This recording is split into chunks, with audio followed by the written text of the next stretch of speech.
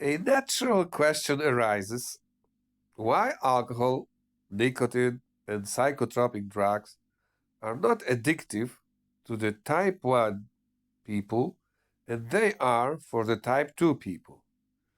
To understand this phenomenon is very easy if you understand what addiction actually is. Now, every suffering, and the anxiety is such a suffering, is a state that we do not want to experience. On the contrary, we want to avoid it or to get rid of it immediately. And it's not a question of mental will. The drive to get rid of a suffering is part of the self preservation instinct. So, it's enough that we experience once the substance action abolishing the suffering of anxiety to reach for this substance without the slightest hesitation when the next anxiety attack comes.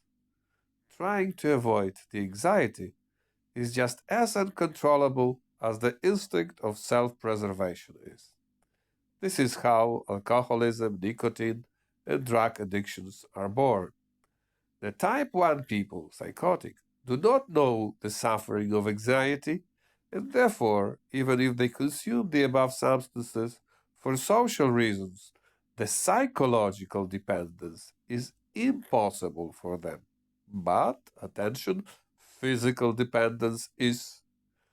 If type 1 people regularly consume anxiety blocking substances for social purposes, the metabolic pathways, especially in the central nervous system, may become dependent on the presence of these substances to such extent that the normal functioning of the nervous system without their presence in the blood will not be possible. Then, neuronal dysfunction may happen, manifested, for example, by the epileptic seizures after a sudden addictive substance withdrawal.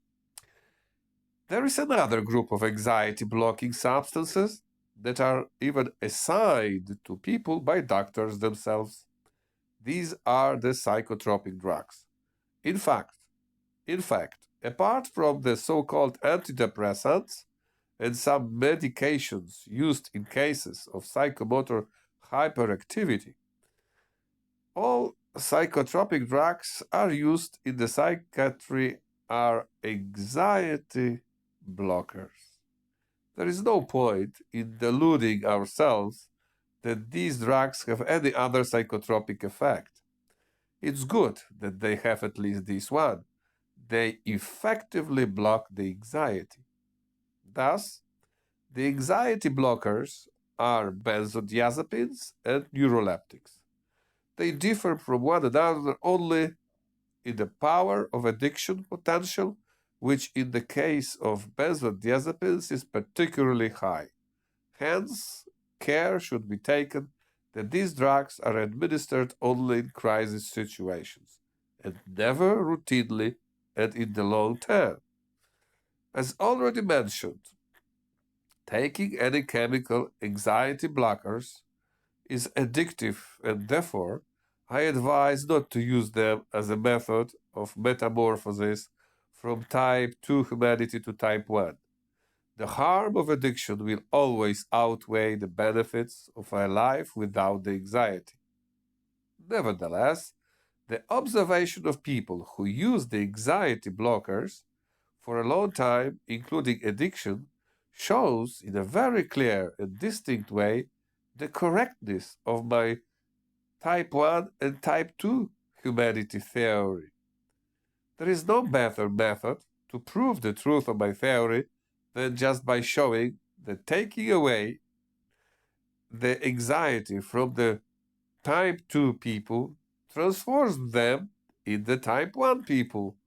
Because in my theory, it's precisely the question of solving the problem of the anxiety that determines the fact of belonging to one or the other type of humanity.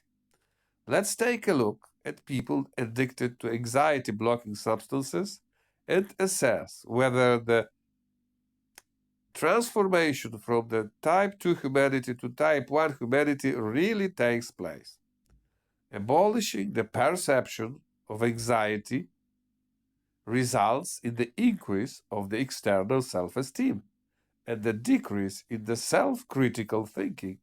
So, the same as in the case of type 1 humanity. As we remember, the essence of mental traits by the type 1 humanity is the triad: bloated external self esteem, extremely reduced self criticism, and mental rigidity. The triad of these three features makes up the childishness syndrome characteristic to people with primary psychosis, basic psychosis. By the people addicted to the anxiety blockers, we have already found the presence of two elements of this childish syndrome: increased is external self-esteem and decreased self-criticism. The only question that remains is the third element of the childish triad, namely the presence or absence of mental rigidity. So let's look carefully at the people who are under the influence of anxiety blockers like alcohol, narcotic drugs, and psychotropics. Among the effects of these substances, there are invariably a loss of emotional control and an increase in emotional instability, a phenomenon, as we remember, also typical to the type 1 people. There are also, just like by the type 1 people, very shallow emotions. The distance between sadness and joy is dangerously small, which is also characteristic of the type 1 people. Finally, all anxiety blockers cause, in addition to a narrow and shallow emotional spectrum, also a narrow and reduced mental flexibility. The latter is manifested in stereotypical behaviors and in the inability to maintain a harmonious symbolic exchange with the environment via communication. The stiffened psyche adopts confrontational and adventurous attitudes under the influence of anxiety blockers. Does this not remind us of the behavior of the type 1 people, psychotic?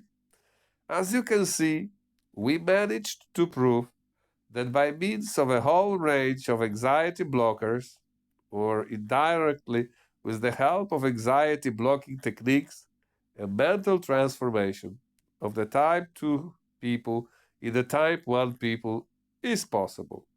William Shakespeare, a great playwright, and at the same time an unparalleled expert in human psyche and nature, wrote several hundred years ago that there is a method in madness.